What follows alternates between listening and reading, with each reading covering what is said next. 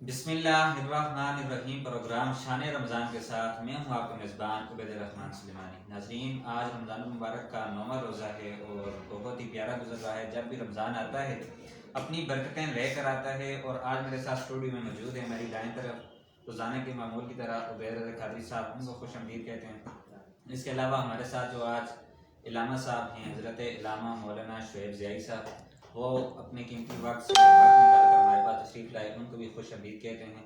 और उसके बाद हमारे साथ नन्हे सना खान आज हमारे साथ मौजूद हैं, वो हैं अभी इन्होंने फर्स्ट स्टार्ट किया है, हाफिज़ समीर साहब, आपको भी खुशअमदीद कहते हैं। तो इस प्रोग्राम का जो बाकायदा आगाज़ है हम नात शरीफ से करते हैं। मैं मुल्तमिस हूँ उबैद रज़ा कादरी साहब से कि वो नात शरीफ से इस प्रोग्राम का आगाज़ करें और फिर उसके बाद इंशाअल्लाह इलामा शुएब साहब से गुफ्तगू करें। सल्लल्लाहु अलैहि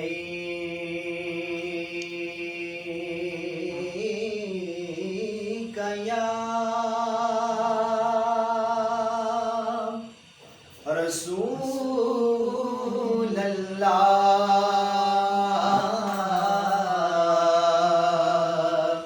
वसल्लम अलैका या हबीब अल्लाह।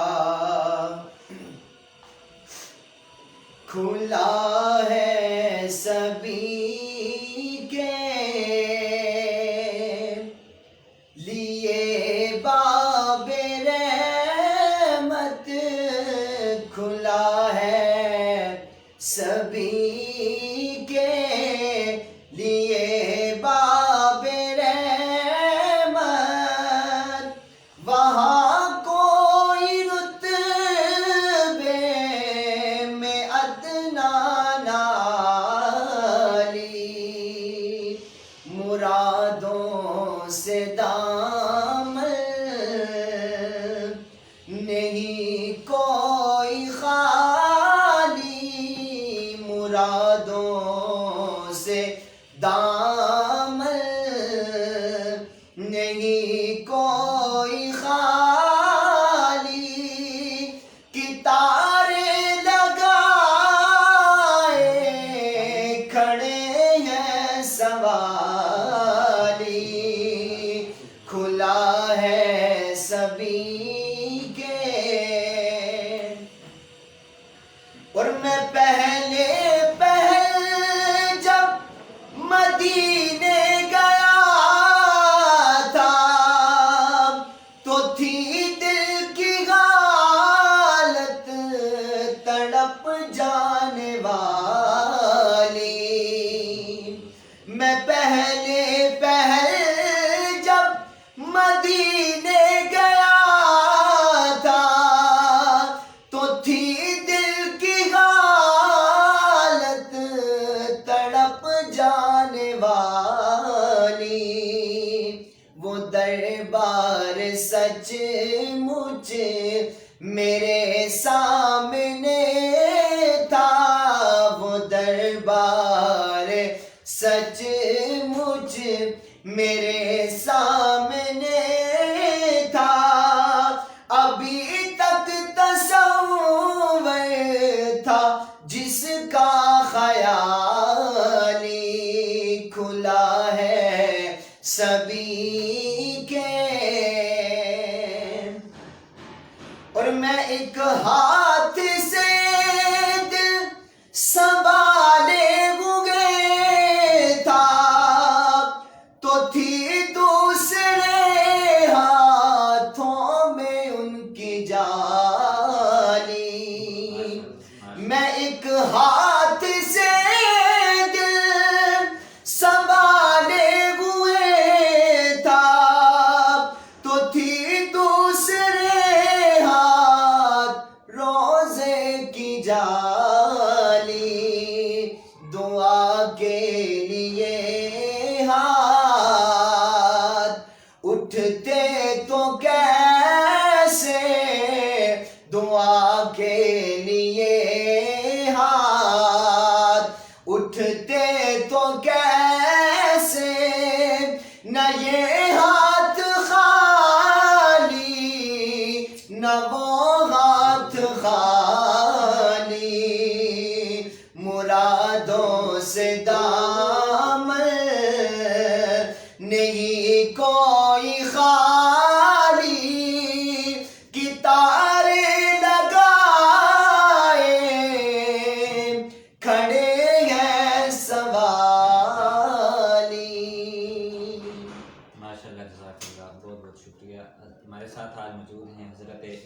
مولانا محمد شعیب زیاد صاحب، ان کو میں آپ کے ساتھ ایک اور تعارف کرواتا چلوں کہ یہ ماشاءاللہ حافظ بھی ہیں، قاری بھی ہیں، عالم بھی ہیں، اور یہاں تک کہ صنعت بھی ہیں ماشاءاللہ. آج ہمارے اسٹوڈیو میں تشریف لائے، بہت بہت شکریہ رانا صاحب. کیسا رمضان گزر رہا ہے آپ کا؟ الحمدللہ، اللہ کے کرم، ماشاءاللہ. کیا سمجھتے ہیں رمضان کو کیسے گزارنا چاہیے؟ نحمده ونصلي ونسلم على رسوله الكريم، اما بعد، اعوذ بالله من الشيطان الرجيم، بسم الله الرحمن الرحيم. لي خمسة اطفي بها حر الوباء الخاتمة، المصطفى والمرتضى وابناهما وفاطمہ. سب سے پہلے تو ممنون و مشکور ہوں آپ کا کہ مجھ کو مدعو کیا آپ نے. اللہ آپ کو برکتیں عطا فرمائے، اور مالک کائنات کی بارگاہ میں دعا گو ہوں اللہ ہم سب کو دین دنیا کی سعادتیں عطا فرمائے. رمضان المبارک کی بابرکت ساعتیں شروع ہیں، رمضان کا آغاز ہے. آج چونکہ 9 رمضان المبارک ہے، اور رمضان کی ہر گھڑی یہ ایک لمحہ اللہ کی طرف سے امت محمدیہ پہ بڑا کرم اور رب کی رحمت ہے.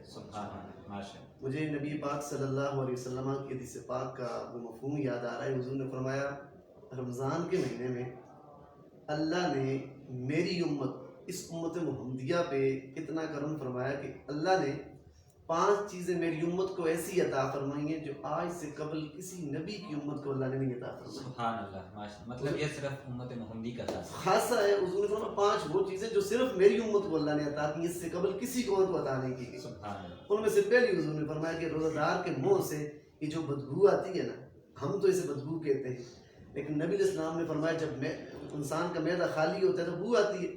حضور نے فرمایا تمہارے منہ سے یہ آنے والی بدبو رب کے ہاں دنیا کی کستوریوں سے بھی زیادہ پیاری ہے. سبحان اللہ، ماشاءاللہ. فرمایا دوسری حضور نے فرمایا اللہ اس مہینے میں جنت کو مزین فرما دیتے ہیں، اور مومنوں کے لیے جو بھی فوت ہوتا ہے اللہ ڈائریکٹ اس کو جنت عطا فرماتے ہیں. سبحان اللہ، ماشاءاللہ. اسی طرح فرمایا رمضان کے مہینے میں اللہ شیاطین کو جکڑ دیتے ہیں، شیاطین قید کر دیے جاتے ہیں.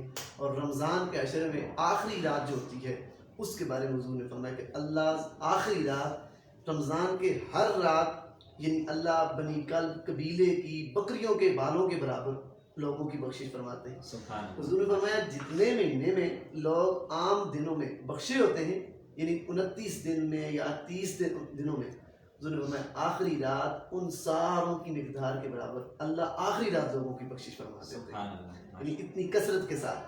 تو ہمیں بھی چاہیے کہ ہم رمضان کا جو مہینہ ہو اس کو اللہ کے حضور گڑ گڑا کر اپنی گریہ وزاری کر کے رب سے معافی طلب کریں.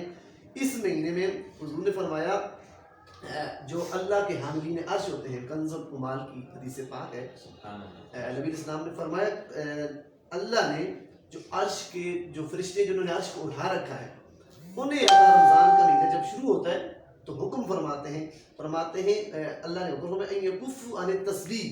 اللہ تعالیٰ فرماتے ہیں میری تسبیح سے رک جاؤ، کیونکہ ان فرشتوں نے اللہ کا جو عرش اٹھا رکھا ہے وہ اللہ کی تسبیح میں مشغول ہوتے ہیں.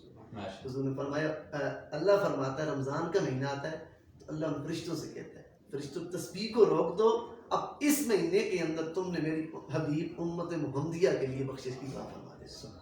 یعنی امت محمدیہ پہ اتنی کرم نوازیاں، اتنی مہربانیاں یہ اللہ کے نبی کے صدقے سے ہم بھی ہوئیں. اور اس مہینے کو پھر جب اللہ تعالیٰ نے قرآن میں ذکر فرمایا کہ شہر رمضان الذی انزل فیہ القرآن، یہ وہ مہینہ ہے کہ جس میں ہم نے قرآن کو نازل فرمایا ہے. قرآن کو نازل فرمانا اب اللہ کا کلام ہے، ساری کتابوں سے افضل کتاب قرآن ہے. آسمانی کتب جو 4 ہیں مشہور، تورات، زبور، انجیل اور قرآن، سب سے افضل قرآن کتاب قرآن، اور قرآن کو سب سے افضل نبی حضرت محمد مصطفیٰ صلی اللہ علیہ وسلم نے نازل فرمایا. تو حضور نے فرمایا اللہ نے اس قرآن کو نازل کرنے کے لیے اسی مہینے کا انتخاب فرمایا. سبحان اللہ. اور پھر شہر رمضان الذی، حضور نے فرمایا یہ شعبان جو ہے، شعبان شہری، شعبان میرا مہینہ ہے، اور رمضان شہر اللہ، رمضان اللہ کا مہینہ ہے. سبحان اللہ. جس چیز کی نسبت اللہ کے ساتھ جڑ جائے وہ ویسے بھی برکتوں والی ہوتی ہے، اور اللہ کے ساتھ جب اس کی نسبت جڑی تو ویسے کمال ہی کمال ہو گیا. جیسے عام انبیاء سارے اللہ کے سوالات نبی ہیں، لیکن ان نبیوں میں سے جب ہم نے حضرت آدم علیہ السلام کو کہا صفی اللہ، حضرت موسیٰ کو کہا کلیم اللہ، اللہ کے ساتھ کلام کرنے والے، حضرت عیسیٰ کو کہا روح اللہ، یہ اللہ کی روح ہے، اللہ کا کلمت اللہ ہے.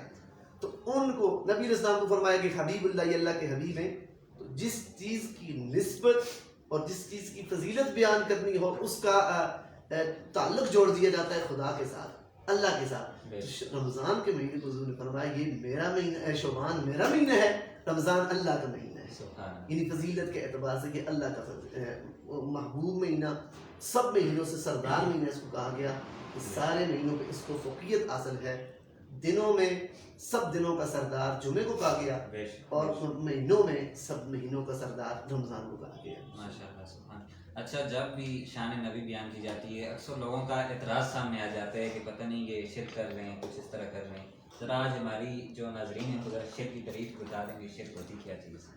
آج دیکھیں شرک کی جو شرعاً تعریف ہے، شرک کہا جاتا ہے اللہ کی ذات یا اللہ کی صفات میں، ذاتی صفات، اللہ کی ذات، ایک تو ذات باری تعالیٰ، اللہ کی ذات میں ہم کسی کو اللہ کا برابر ٹھہرائیں، وہ اللہ کی ذات کا شرک ہے۔ ٹھیک ہے۔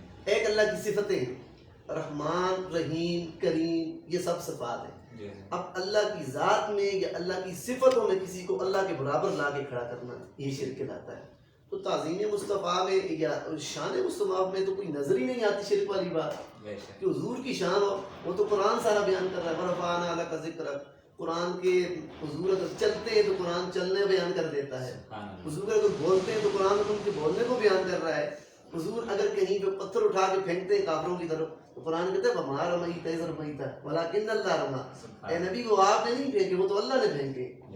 حضور کے ہاتھوں کو قرآن نے کہا یَدُ اللَّهِ فَوْقَ أَيْدِیہِم، تو یعنی قرآن خود حضور کی شان کو بیان کرتا ہے۔ شرک اس چیز میں ہوتا ہے کہ اللہ کے ساتھ کسی چیز کا مقابلہ کروایا جائے، تو نہ ہماری وہم و گمان میں اور نہ ہی کسی مسلمان کا یہ عقیدہ ہو سکتا ہے کہ ہم نبی علیہ السلام کو اللہ کے برابر کھڑا کریں، نہیں۔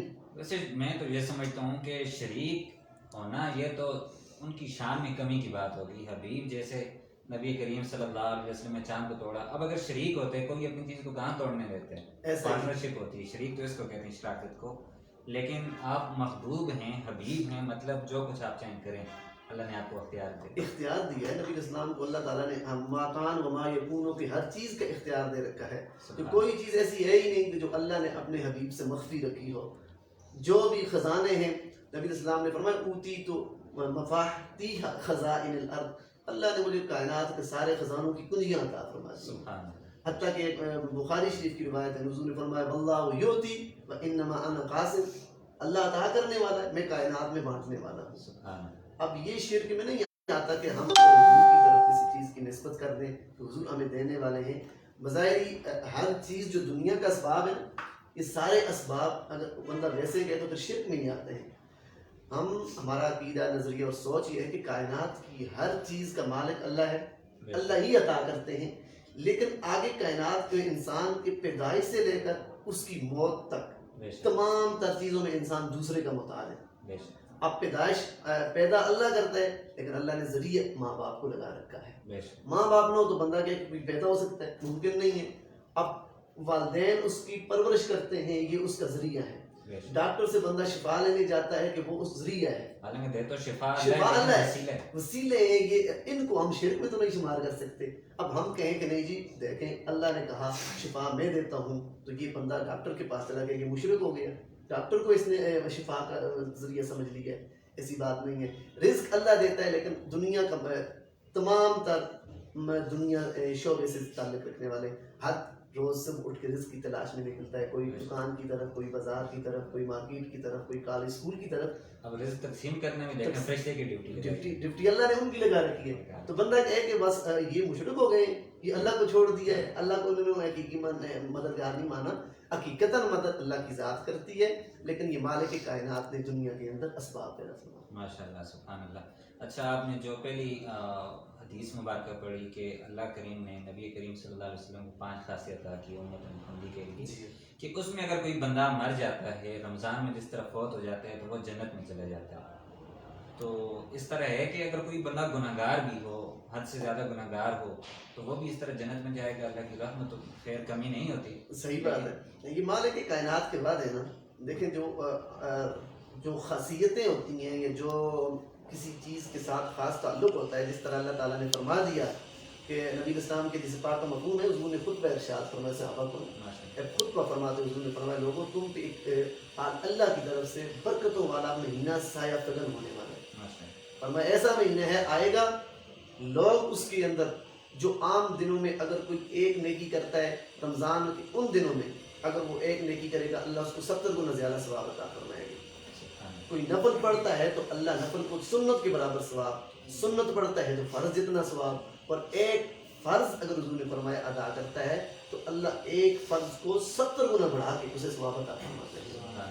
تو اب یہ خاصیتیں ہم یہ نہیں کہہ سکتے کہ عام دنوں میں ہیں رمضان میں نہیں ہے، رمضان میں ہے عام دنوں میں نہیں ہے، یہ ایک اللہ کی عطا ہے، اللہ جسے چاہے وہ عطا فرما دیتا ہے۔ تو اسی طرح جسے پاک کا مفہوم ہے کہ جو رمضان کے مہینے میں جن لوگوں کی موت واقع ہوتی ہے، جن کا انتقال ہوتا ہے، تو ان کو اللہ ڈائریکٹ جنت عطا فرما دیتے ہیں۔ اب جس طرح صحابہ اکرام رضوان اللہ تعالیٰ علیہ مجمعین ان کی زندگی میں حضور نے فرمایا کہ جو شہید ہوتا ہے وہ ڈائریکٹ جنت میں جاتا ہے۔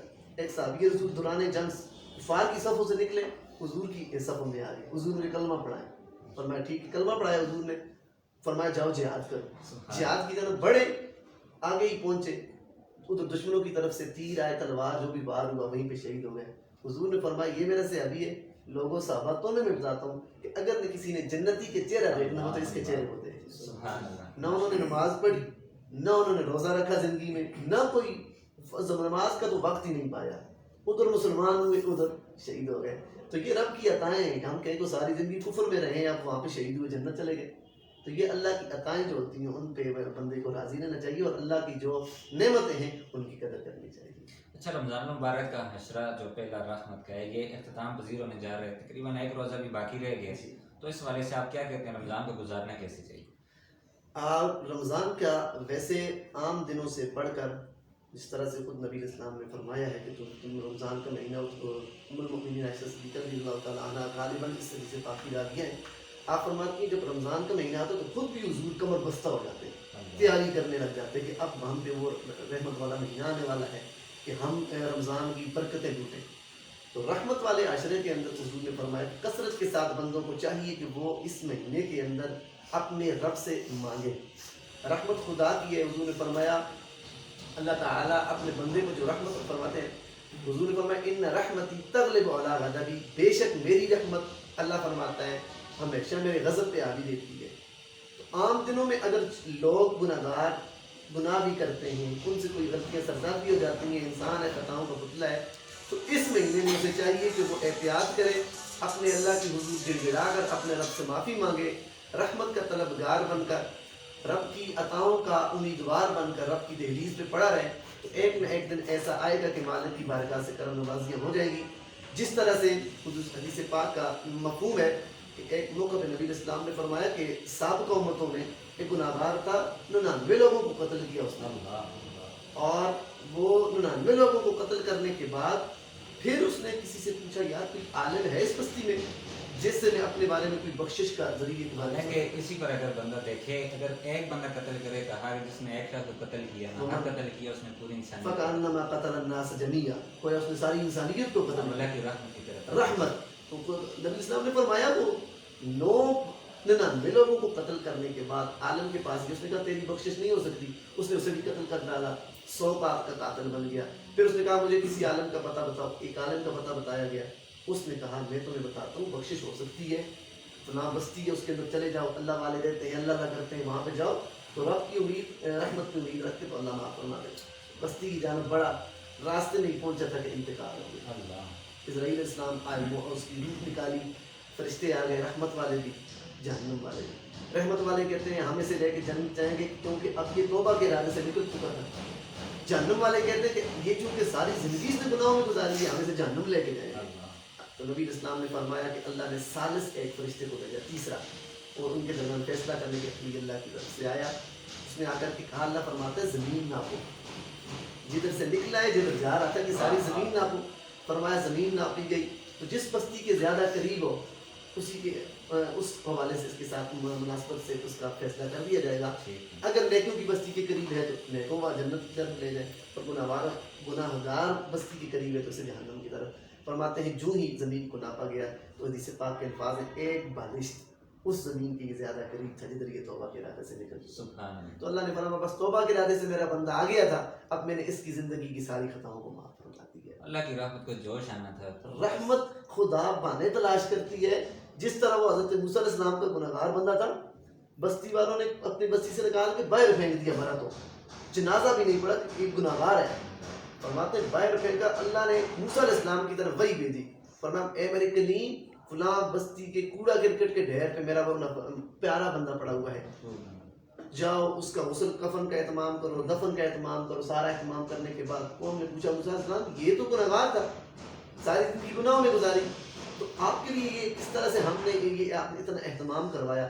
پھر موسیٰ علیہ السلام نے بارگاہ خداوندی میں التجا کی, تو رب کی بارگاہ سے جواب ملا, موسیٰ ویسا کیسے ہی ہے, زندگی اس نے گناہوں میں گزاری ہے, لیکن مجھے اپنے بندے کی صرف ایک ادا پسند آئی ہے.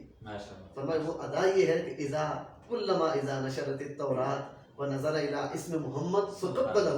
فرمایا جب بھی یہ تورات کی تلاوت کرنے کے لیے تورات کی کتاب کھولتا, ونظر الی اسم محمد, جب محمد نام پہ اس کی نظر پڑتی, فقبلہ تو یہ اسے چوم لیا کرتا تھا. بس مجھے اس بندے کی یہ ادا پسند آئی ہے, میں اس کی زندگی کی گناہوں کو معاف فرما کر وزوجتہ 70 حورا, میں نے اس کے جنتی 70 حوروں کے ساتھ نکاح بھی فرما دیا. سبحان اللہ, ماشاء. تو رحمت خدا بہانے تلاش کرتی ہے. رمضان کا مہینہ بھی ہمارے پاس رب کی رحمتوں والا مہینہ ہے. کسی نہ کسی نیکی کی طرف بڑا کریں, اللہ کسی نیکی کے صدقے ہم پہ کرم فرمائے دے. ہاں, اخلاص کے ساتھ کوئی بھی دیکھیں, اگر کوئی غریب مانگنے والا ہے, مسکین نظر آتا ہے, اس کو جھڑکنا نہیں ہے. اگر بندہ خوشی کے ساتھ اسے کچھ دے, کیا پتہ یہ ایک سبب بن جائے. یہی بات ہے, اس کے ساتھ اگر بلائی کر سکتے ہیں تو آپ کے لیے بہتر ہے. اگر بلائی نہیں کر سکتے کم از کم اس کے ساتھ برائی والا معاملہ نہ کریں, اس کے ساتھ برا نہ پیش آئیں, کہ کسی مومن کا دل دکھانا یہ بھی اللہ کو بڑا ناپسند ہے, ناپسندیدہ. آپ نے جو روایت پیش کی, اس سے مجھے بھی ایک چیز نظر آئی فوری طور پہ, کہ اللہ نے امت محمدی کو یہ بھی شان عطا کی ہے کہ اگر یہ گناہ کرتے نہیں, ابھی سوچتے ہیں تو ان کا گناہ نہیں لکھا جاتا, اگر نیکی کا ارادہ کرتے ہی ہیں تو ان کو نیکی لکھ دی جاتی ہے. بالکل ایسا ہی ہے. یہ بھی ہم کے نبی اسلام کے صدقے میں کرم ہے. حضور نے فرمایا سابقہ امتیں صرف گناہوں کا سوچتی تھیں تو ان کا گناہ لکھ دیا جاتا, اور جب وہ گناہ کرتی تو ان کے حضور کے حدیث پاک کا مفہوم ہے کہ وہ صبح ان کے دروازے پہ لکھا ہوتا, ان کے پیشانی پہ لکھا ہوتا, گناہ ان کی وہ لکھے ہوتے تھے. تو یہ تو امت محمدیہ کے ساتھ خاص ہے کہ یہ امت کے گناہ کے بارے میں حضور نے فرمایا سوچے تو کوئی گناہ نہیں, لیکن نیکی کا سوچے گی ایک نیکی مل جاتی ہے, اور نیکی کر ڈالے تو حضور نے فرمایا اللہ 10 یا 70 گنا بڑھا کر اسے نیکی کا ثواب عطا فرما دیتے ہیں. اب 1.25 لاکھ نبی کی امت ایک طرف, لیکن اس نبی کی امت کا یہ خاص ہے, باقی اور کسی نبی کی امت کو یہ خاص نہیں ملا. ہاں, سابقہ امتوں کو اس طرح کے انعامات حضور نے جب ذکر فرمایا, حضور نے فرمایا یہ چند چیزیں ایسی ہیں کہ یہ حضور نے اللہ نے فقط میری امت کو عطا فرمائی ہیں. سابقہ امتوں میں جو انعامات یا جو اکرامات ان کے تھے وہ تھے, وہ ظاہر اللہ کے انبیاء تھے, ان پہ بھی یہ رب کی خصوصیات تھیں, رب کی عطائیں تھیں, اور رب کے جو کہ انبیاء ہوتے ہی وہی ہیں کہ جو کائنات میں سب سے برگزیدہ اور افضل بندے ہوتے ہیں. اور تو حضور نے فرمایا انا حبیب اللہ, میں اللہ کا حبیب ہوں. جس طرح سے وہ حدیث پاک ہے کہ صاحب ایک دن حضور مجلس میں نکلے تو صحابہ آپس میں باتیں کر رہے تھے کہ حضور ہم نے دیکھا کہ اللہ کے حضرت موسیٰ وہ کلیم اللہ ہے, حضرت عیسیٰ روح اللہ, اللہ کی روح ہے, حضرت آدم صفی اللہ ہے. حضور نے فرمایا انا حبیب اللہ ولا فخر, ایسے آبا میں اللہ کا حبیب ہوں, مجھے اس پر بھی فخر نہیں ہے. انا حبیب اللہ, میں اللہ کا حبیب ہوں, مجھے اس پر بھی فخر نہیں ہے. تو حبیب اور کلیم کے کلیم, روح, صفی, ان میں فرق بیان فرماتے ہیں علماء فرماتے ہیں کہ کیا ہے کلیم, صفی, روح اللہ وہ ہوتے ہیں کہ جو اللہ کو راضی کرنا چاہتے ہیں. تو حبیب وہ ہوتا ہے کہ جسے خود محبوب بھی اپنا راضی کرنا چاہتا ہے, یعنی اللہ اپنے حبیب کو راضی کروانا چاہتا ہے. جس طرح کہ فاضل بریلی اشاہ امام احمد رضا خان فاضل بریلی علیہ الرحمہ, آپ نے فرمایا کہ ہے عزت و اطلاع محمد کہ ہے عرش حق زیر پائے محمد, خدا کی رضا چاہتے ہیں تو عالم خدا چاہتا ہے رضا محمد. سبحان اللہ, ماشاء اللہ. ہماری گفتگو جاری رہے گی. ابھی ایک نعت سنتے ہیں حافظ سمیر صاحب سے, اور اس کے بعد آپ کے کمنٹس کو شامل کیا جائے گا. اگر کوئی آپ کا مزید بھی سوال ہو تو آپ کمنٹ میں سوالات کر سکتے ہیں, آپ کو جوابات دیے جائیں گے. ابھی ہم نعت سنتے ہیں حافظ سمیر صاحب سے. پوچھیں گے حشر میں سبھی سرکار کہاں ہے, سرکار پکاریں گے گنہگار کہاں ہے. سبحان اللہ. پروانہ جنت لیے ڈھونڈیں कहेंगे फरिश्ते माशाअल्लाह। कि औलाद पैगंबर के वफादार कहाँ हैं। सुभान अल्लाह, सुभान अल्लाह। सल्लल्लाहु अलैहि या या रसूल वसल्लम अलैका या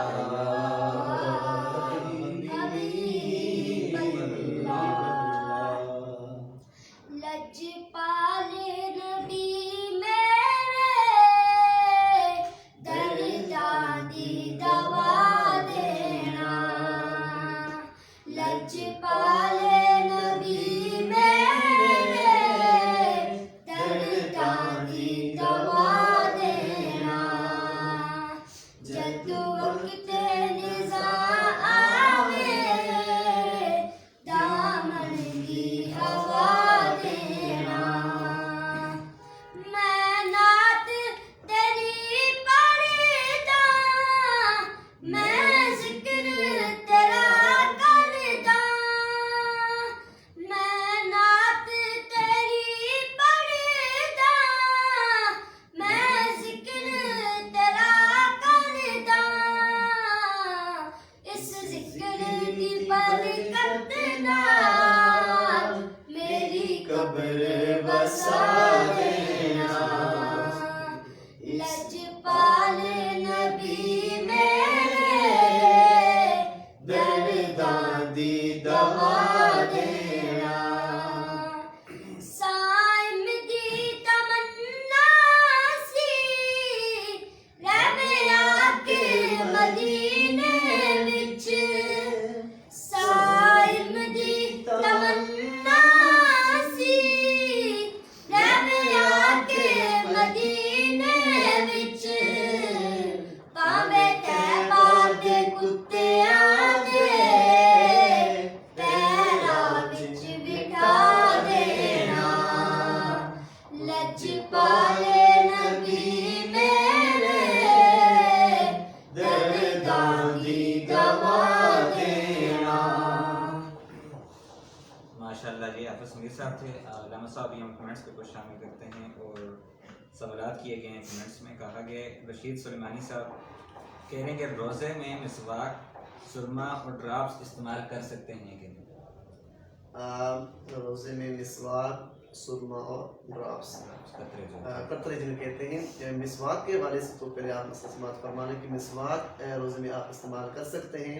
नबी इस्लाम की सुन्नत है मिसवाक से। और अगरचे ये जो गोश्त और टूथपेस्ट हम इस्तेमाल करते हैं ये भी इस्तेमाल किया जा सकता है, लेकिन इससे उलमा फरमाते हैं कि चूँकि वो टूथपेस्ट का कुछ न कुछ जायका होता है ठीक है। तो उससे आप बचने के लिए उसे मुँह में इस्तेमाल न करें। हालांकि अलग से उतारा तो नहीं जाता, लेकिन उससे बचना चाहिए कि आप उसे मुँह के वो तो भी केमिकल है। केमिकल और जायकेदार चीज़ होती है तो आप उसे इस्तेमाल न करें। मिसवाक के वाले से मिसवाक आप इस्तेमाल कर सकते हैं, उससे रोज़ा नहीं टूटता। मिसवाक वैसे सुन्नत है नबी इस्लाम की, तो हुजूर ने फरमाया जो रमज़ान में एक सुन्नत को ताज़ा करता है अल्लाह उसे फ़र्ज़ इतना सवाब अता करता है, तो आप मिसवाक इस्तेमाल कर सकते हैं। आंखों में जो ड्रॉप्स की आपने बात की तो इसके हवाले से मौजूदा दौर के उलमा का फतवा है कि आप आंखों में रोज़े की हालत में ड्रॉप्स नहीं डाल सकते। इनका डायरेक्ट आंखों से एक ताल्लुक जुड़ा होता है, एक नसें जो होती हैं इनका हलक के साथ।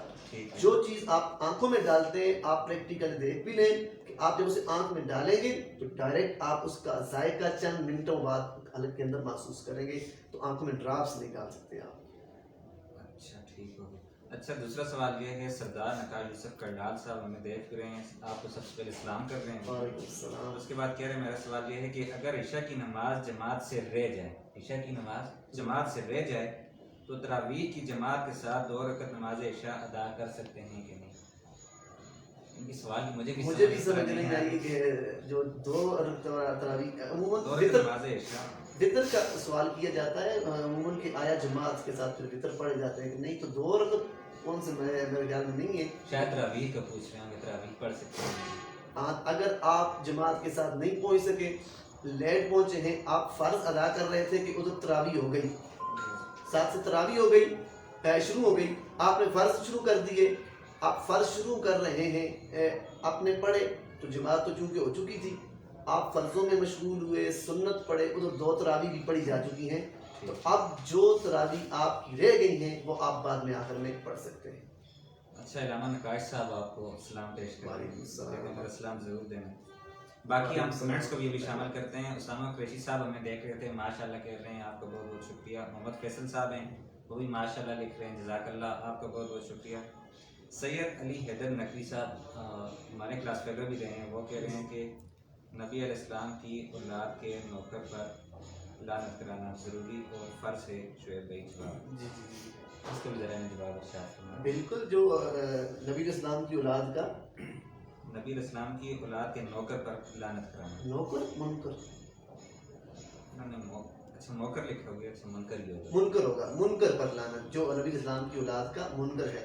تو بے شک نبی السلام نے خود احادیث کے اندر فرمایا، حضور نے فرمایا اعلیٰ و محمد تعالیٰ بغض آل محمد مات کافرا، جو حضور کی آل کی محبت کے بغض میں مرا، جو ان سے انکار کرتا ہوا مرا، تو وہ کفر کی موت پہ مرے گا۔ اور اس کی اس سے زیادہ بدبختی اور کیا ہو سکتی ہے کہ جو اللہ کے نبی کی آل کے ساتھ ٹکرائے، کہ جن کی فضائل، جن کے خصائص اور جن کی فضیلتوں کے اندر قرآن کی آیات نازل ہوئی، نبی علیہ السلام نے فرامین میں بیان فرما دیا۔ حضور نے دنیا سے جاتے ہوئے ہمیں بتایا کہ صحابہ سن لو، حضور کے سامنے بیٹھنے والے والے صحابہ تھے، 1.25 لاکھ صحابہ کی مجلس تھی خطبہ حجۃ الوداع پہ۔ حضور نے فرمایا انی ترکت فیکم الثقلین، میں تمہارے اندر 2 بھاری چیزیں چھوڑ کے جا رہا ہوں۔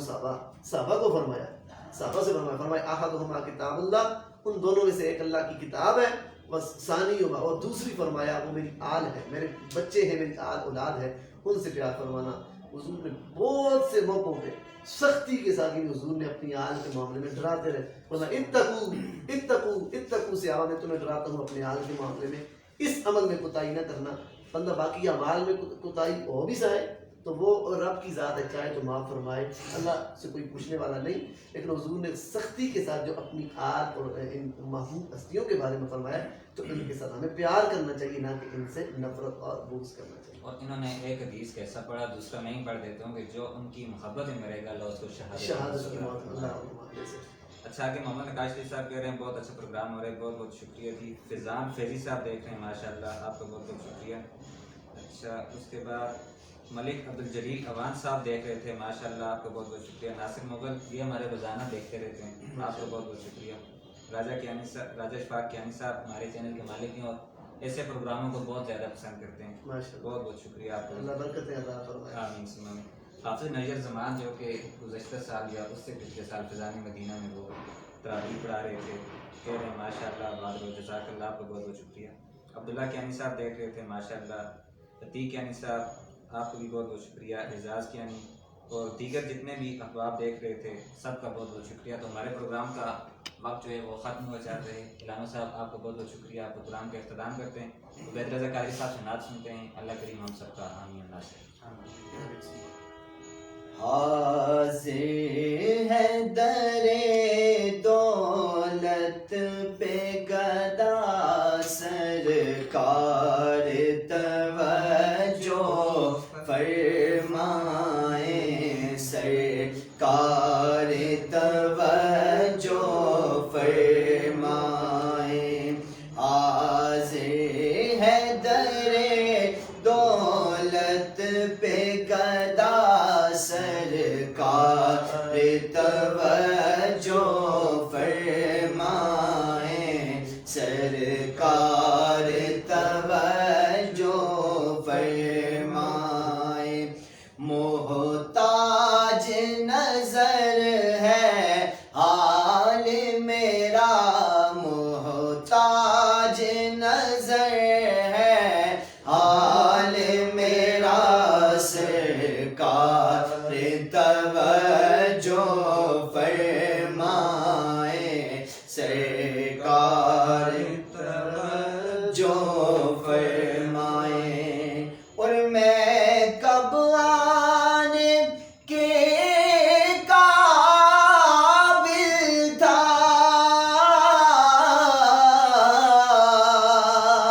رحمت نے یہاں تک پہنچایا، میں کب آنے کے قابل تھا، رحمت نے یہاں تک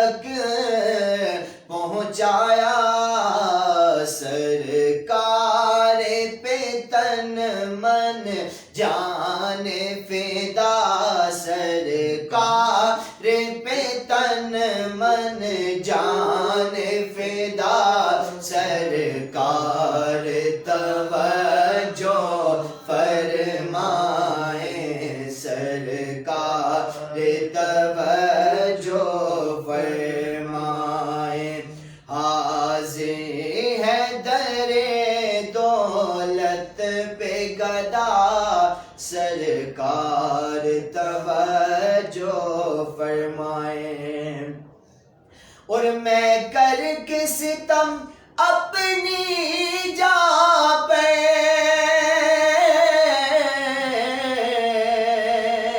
قرآن سے جاؤں گا پڑھ گئے میں کر کے ستم اپنی جا پہ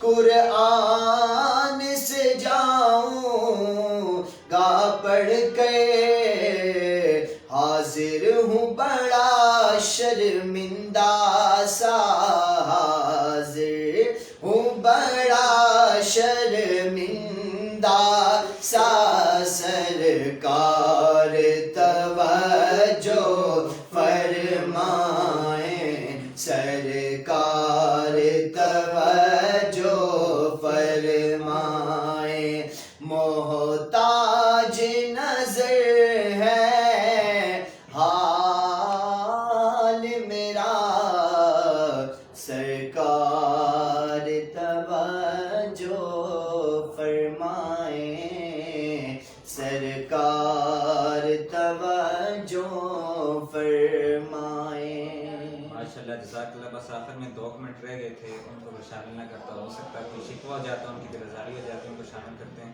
محمد عمر صاحب ہمیں دیکھتے ہیں ماشاءاللہ, اللہ پاک آپ کو مزید ترقی دے. بہت بہت شکریہ, جزاک اللہ. اسامہ قریشی صاحب دیکھ رہے تھے, آپ کو بھی بہت بہت شکریہ, ماشاءاللہ دیکھ رہے ہیں. اور طارق خان جدون صاحب ہمیں دیکھ رہے تھے, آپ کو بہت بہت شکریہ, جزاک اللہ. پاکستان زندہ باد, اسلام.